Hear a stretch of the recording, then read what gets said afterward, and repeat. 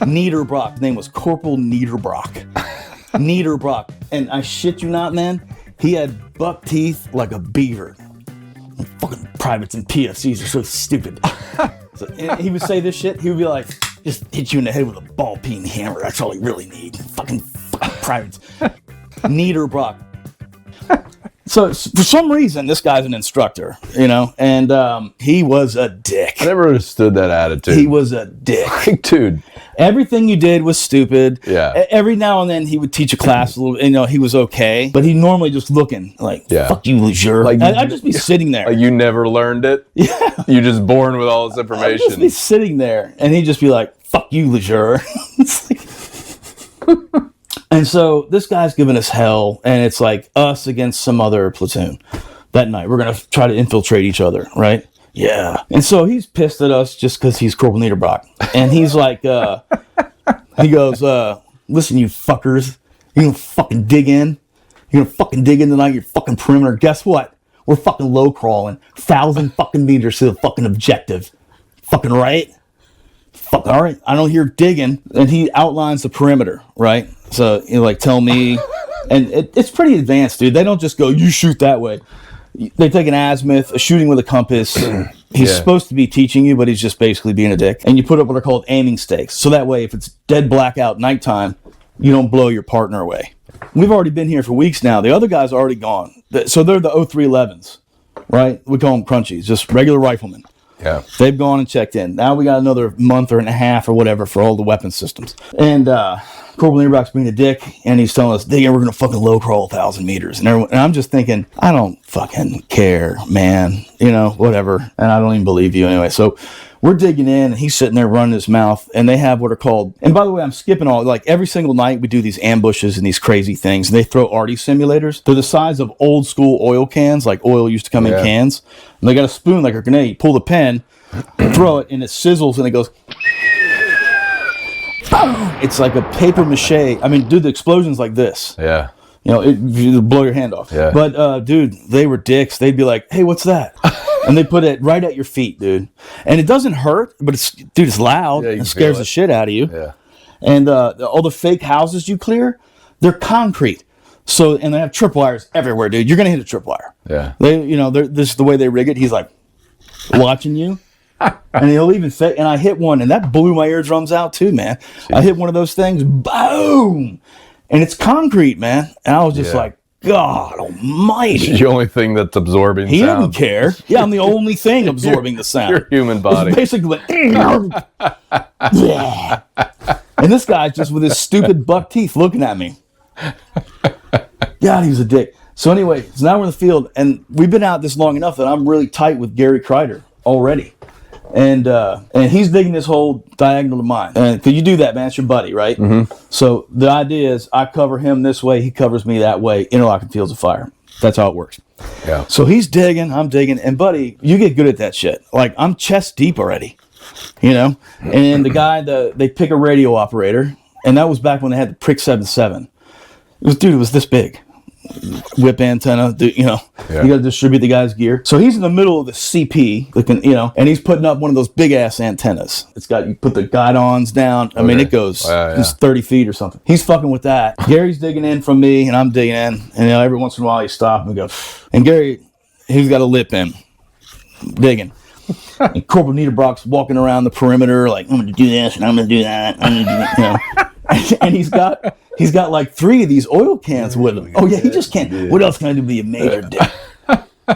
And so he starts mumbling about how he knows how to short fuse these things to where make it so it won't go. It'll just, as soon as you pull the pin, it'll blow. Yeah. Apparently he knows how to do that, so that way he could use it as a tripwire. Yeah. And scare the shit out of probably his own guys. I mean, he was a dick. So he's over there messing with this thing with a, you know, what do you call it? The Leatherman or whatever. Yeah. Pliers and shit. Yeah. I wasn't paying attention to it, man. I'm fucking digging this hole because it has to be all the way here. Yeah. And all of a sudden, man, I'm telling you, it's like 10 a.m., something like that. It's broad daylight. And I just hear, boom! And then it's something I never heard before, man. And so I come up out of my hole. I mean, because you know, you dig a foot that way, you stand in that and dig it that way. Sure. I mean, I'm deep now. Yeah. And I look up and I see other heads, like a bunch of other Marines come up. The fuck was that? Dude, this son of a bitch, Corporal Niederbrock, fucking around with that Artie Sim. He comes walking out of the tree line into the middle of the CP where the antenna is. And the radio operator, he's down like this. And he's like, hey man, listen, Corporal Niederbrock's smoking. It looks like somebody took a bag of flour and went like that. Like his flak jacket was black. Like Yosemite Sam. Yeah. Mustache. Or Wile E. Coyote just got blown up. Dude, he comes in, he is smoking. And he's like, listen. I'm like, why is he walking like this? And I figured that out, right? He walks up and the radio operator's like, and he just goes, everyone's just looking like, and he goes, double dog. Are my eyelids melted shut?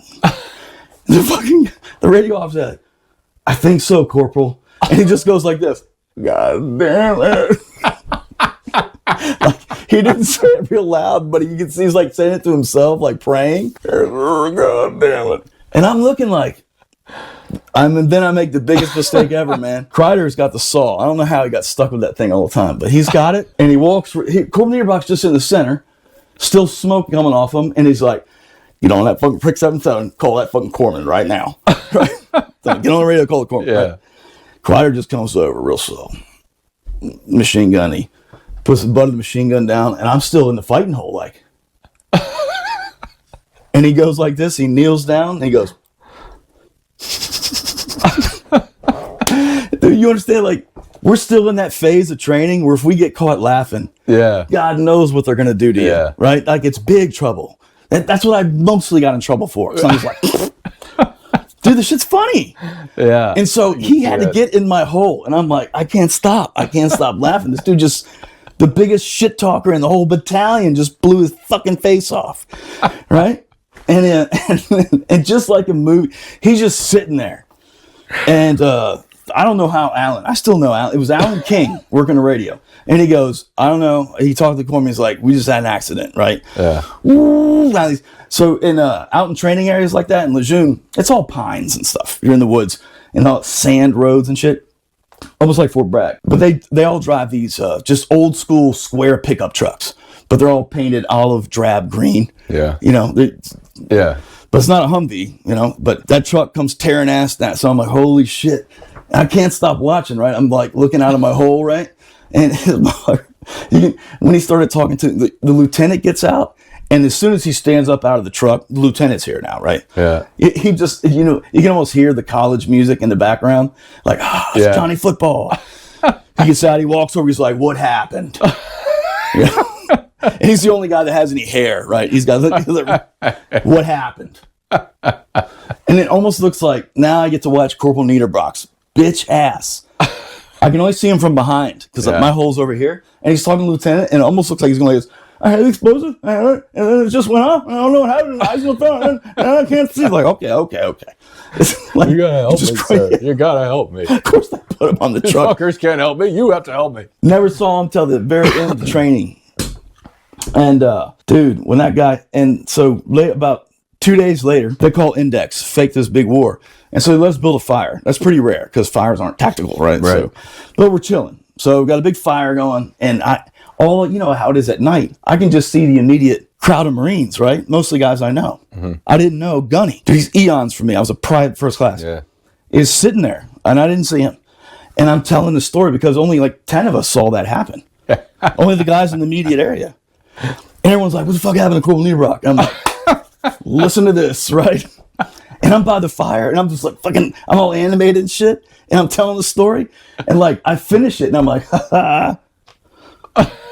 And I see Gunny, and I'm like, that's it. I'm on fire watch. I'm be eating shit. I don't know what's going to happen. Yeah. And he's just like, he thought it was hilarious. So like 4 days later, we're doing classroom stuff. And this shit's a pain. They have a big screen, man. And this is where you get to see the neat stuff. They have like the money that America has for training, dude. Like big theater. And you're in there and they're flashing up pictures and you have like 10 seconds to say friend or foe.